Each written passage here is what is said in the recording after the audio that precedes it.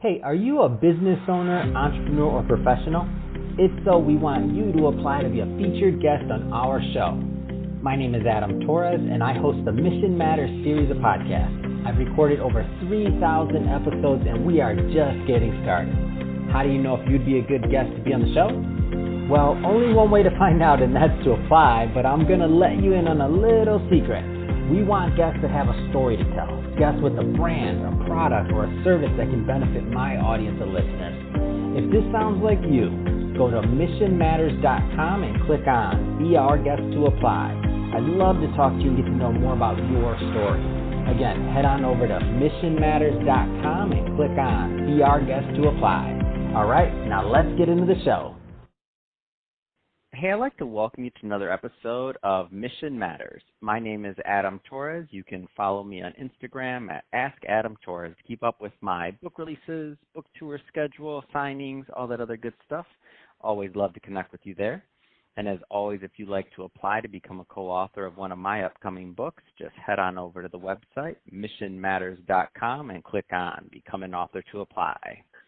All right, so today I have Mark Brennan on the line, and he's CEO and co-chairman over at Cerrado Gold. Mark, welcome to the show. Thank you, Adam. A pleasure to be here. All right, Mark, so excited to get into today's topic. So we'll be talking about Cerrado Gold. We'll be talking about, how investors can really get access to the gold market, specifically in South America, and covering a number of other projects and their relevance to the overall precious metals market. And just to get us started off, I'll start off like we start every show with our Mission Matters question. So, Mark, we at Mission Matters, so we amplify stories for entrepreneurs, executives, and experts. So that's our mission here. Mark, what mission matters to you? Well, right now we're trying to build a mid-tier gold producer, and we have the very lofty ambition to look at production and achieving that mid-tier status by the end of 2024, and that'll basically be by bringing both our mines into production and expanding both the mines. And that's awesome. Love it. Love to bring you on the show and to introduce you also to our audience. So maybe just to get us started, tell us a little bit more about Cerrado Gold. Well, in Cerrado, we have two very, very interesting projects. We're expanding and growing two world-class mining districts with the projects that we have. One in Argentina, one in Brazil. The Argentinian project is in production right now. We'll produce about 45,000 ounces of gold this year, and then we're targeting by the end of the first quarter next year to be up at around 85,000 ounces. And also have a development project in Brazil that we're very excited about, and we think it has the potential to be not only a very substantial mine, but the way it looks right now is it could be one of the lowest cost producers of gold in the world. Wow, that's exciting. What are some of the changes that are happening in the gold and precious metal industry that, the investors that are listening should keep their eye on?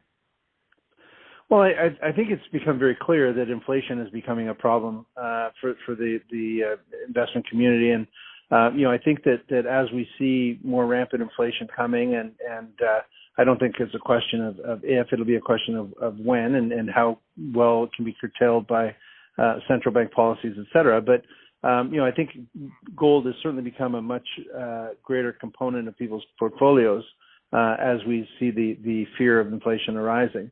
So I think that'll be a very significant thing where you'll start to see a lot more investment coming into the sector, largely just to people to hedge from inflation.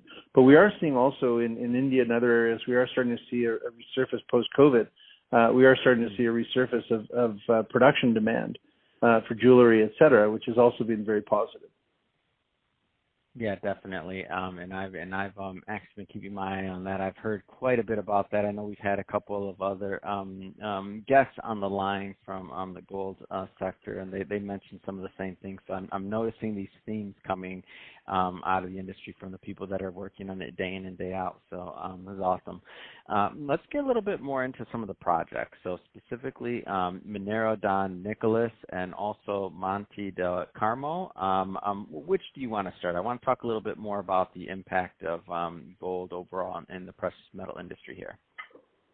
Sure. Well, I mean, I think what we right now let's talk about Minero Don Nicolas. This is in Argentina in a very, very well-known gold belt called the Desierto Massif.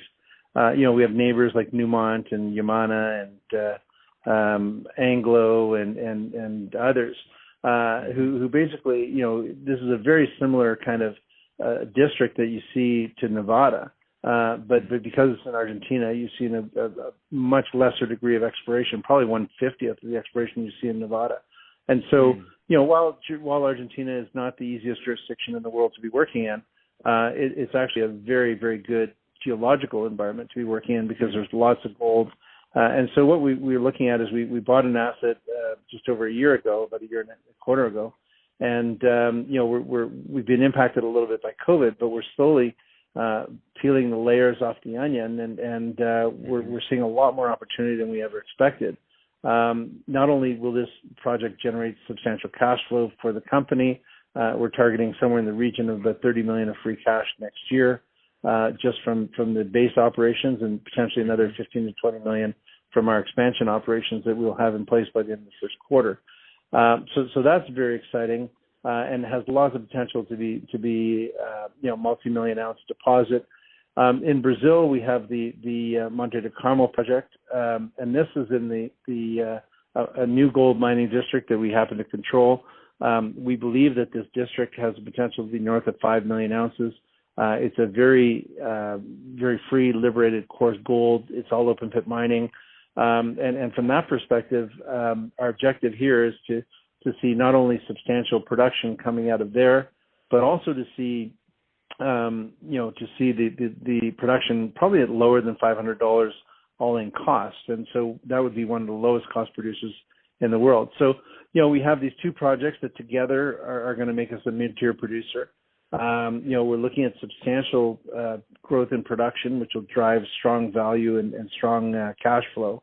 And at the same time, we're growing our resources very aggressively as well. So all in all, we've got two, discovery, I like to call them discovery assets. We happen to be generating quite a bit of cash flow now, and we'll continue to see cash flow growing out of Argentina.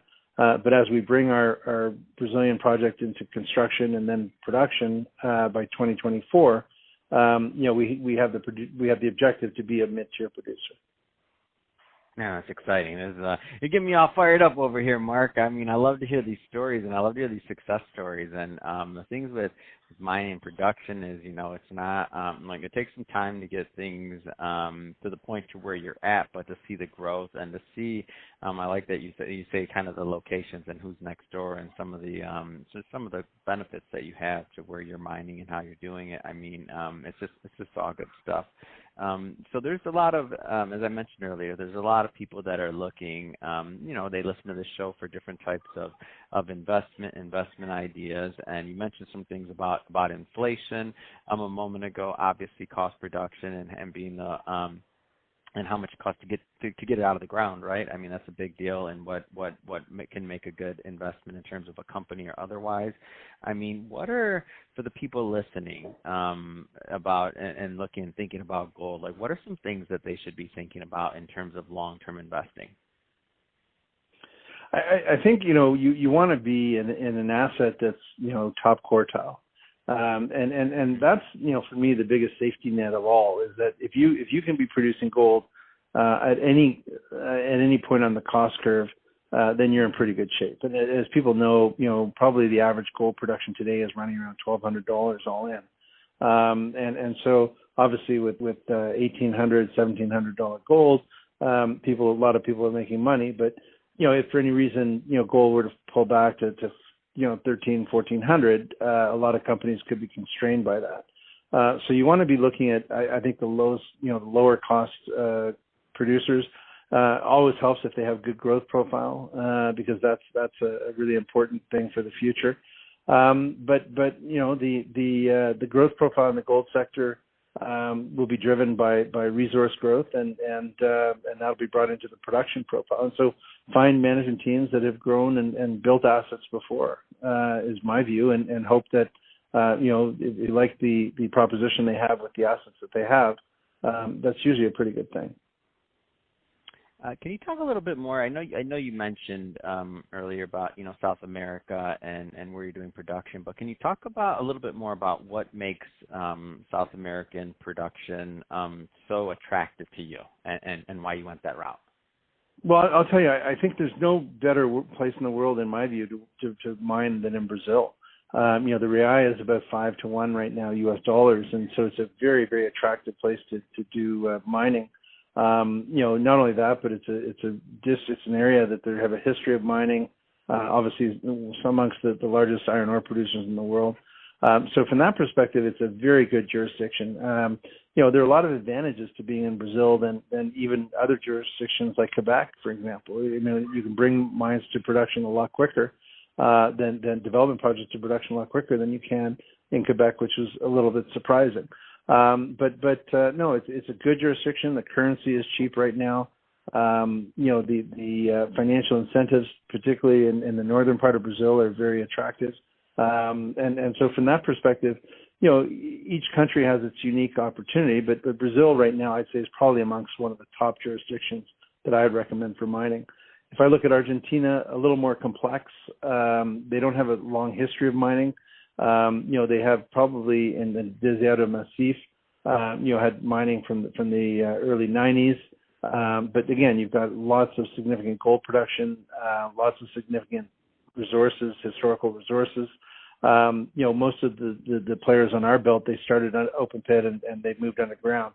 We're still open pit, so we have a lot of room before we start going underground. But anyway, on a more generalistic perspective, each jurisdiction, has whether you're in South America, Latin America, have its own complications or advantages. With Argentina, you've got the advantage of very interesting resource growth potential with limited exploration. But at the same point, you do have a macro picture, which can be more complex. So you have to be able to be nimble and be able to direct yourself around any obstacles you may find. Yeah, that's awesome, Mark. I feel like you taught a good master class in a bite-sized moment here, and I know that we're just whetting the appetite of some of the people listening that are interested in gold and interested in different investment opportunities and ways to diversify their portfolios. So that being said, Mark, if somebody is listening to this right now and they want to learn more about Cerrado Gold or follow the journey and also the projects, of course, and what you're doing as they come online, whether it's Minero Don Nicolas or Monte de Carmo, what's the best way for people to follow up and to learn more? Well, our website is cerradogold.com. I think you can get everything. We do have a plethora of press releases that we issue, and we have a lot of news coming out, drilling, and we have some new, very significant reports coming out of Brazil in particular, with a new PEA coming out by mid-July, end of July. And that should be very, very intriguing, because the numbers, I think, are going to be significantly higher than the current PEA that we have outstanding. Go to cerradogold.com. Keep an eye on our press releases, are good to look at. Our presentation on the website is also a very good way to keep up to date. Fantastic. Well, Mark, appreciate you coming on the show today and sharing more about your background and all the great work that you're doing over at Cerrado Gold for your investors to provide value. And to the audience, as always, thank you for tuning in. Hope you got a lot of value out of this. Hope you learned a lot. If you did, don't forget, hit that subscribe button, especially if you are a first-time listener or visitor. We definitely have more great entrepreneurs and stories and investment ideas coming up for you, so don't forget, hit that subscribe button. Don't want you to miss a thing. And Mark, thanks again for coming on the show. It's been a pleasure. Adam, likewise. Thank you so much.